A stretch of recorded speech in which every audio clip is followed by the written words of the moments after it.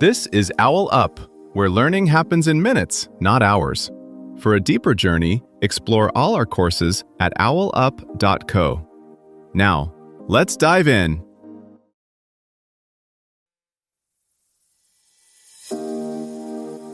Welcome back to Chapter 2 of our series, The Spanish Civil War, Stories from a Divided Nation. In this episode, titled Voices from the Front, we'll explore the daily life and struggles faced by soldiers during this tumultuous time. Get ready to step into their boots and experience firsthand the challenges and camaraderie that define their journey. Let's dive in.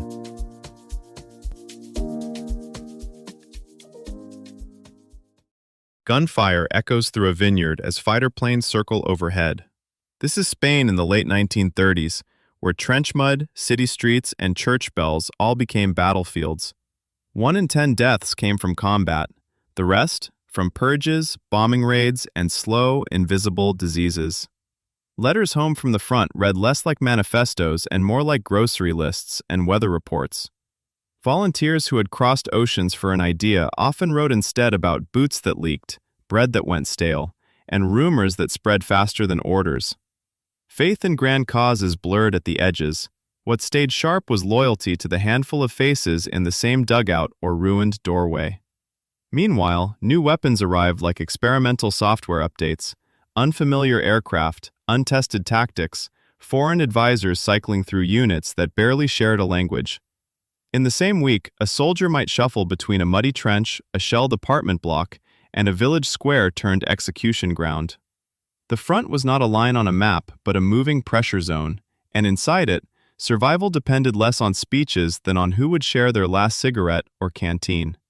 Frontline voices came from every direction: Catalan conscripts, Navarrese peasants, miners from Asturias, teachers from Madrid, Moroccan regulars, and foreign volunteers whose accents turned dugouts into improvised language schools.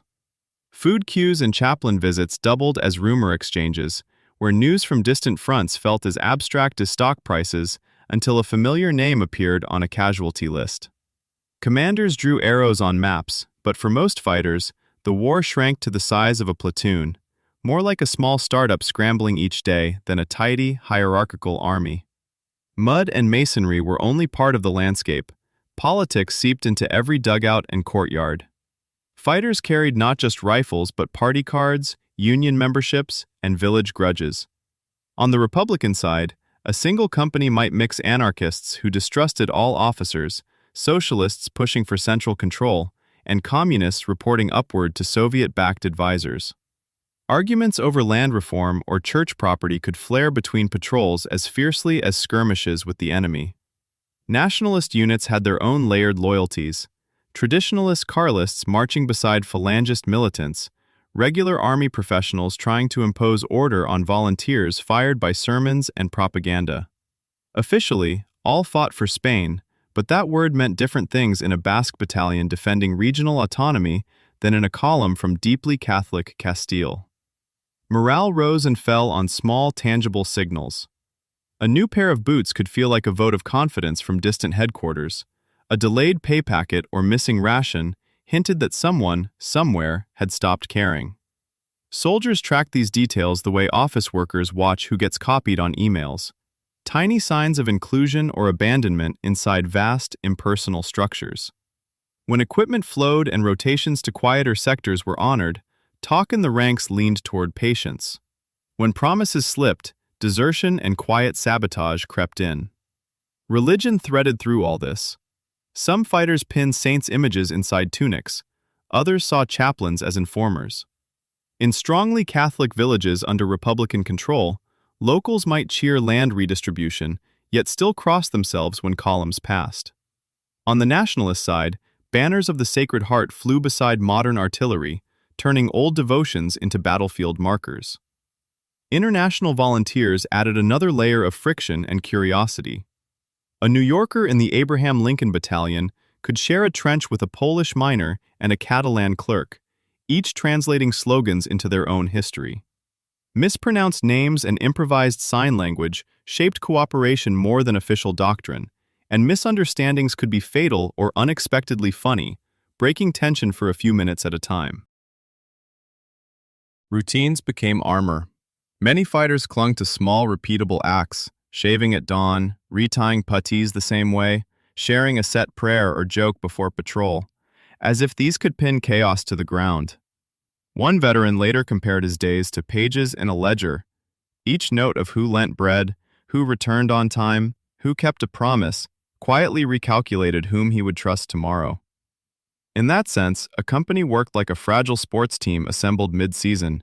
People brought in from different leagues, learning signals on the fly, arguing over tactics, yet forced to pass the ball or lose together.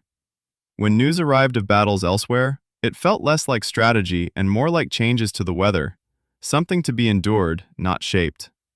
The rare visit from a senior officer or foreign advisor resembled a brief inspection by architects on a half-built site. They spoke of blueprints and future offensives, then left the scaffolding crew to improvise supports, patch cracks, and hope the structure held through the next bombardment or reshuffle.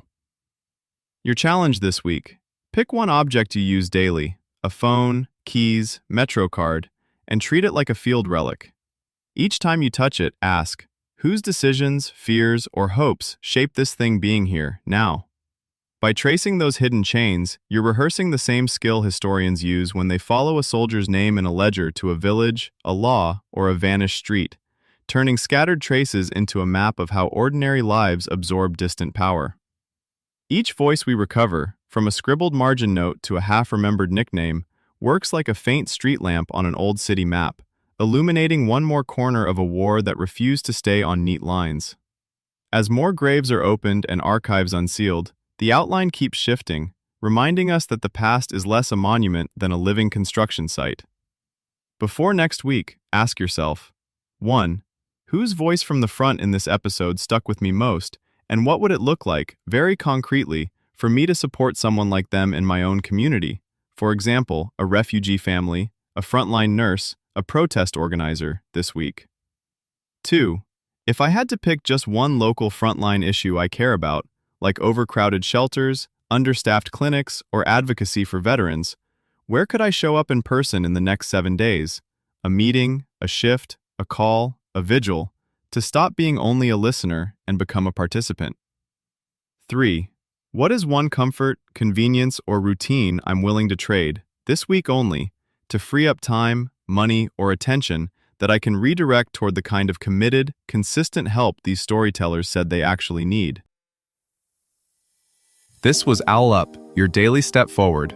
To keep learning with structured courses and more insights, go to owlup.co. Until tomorrow.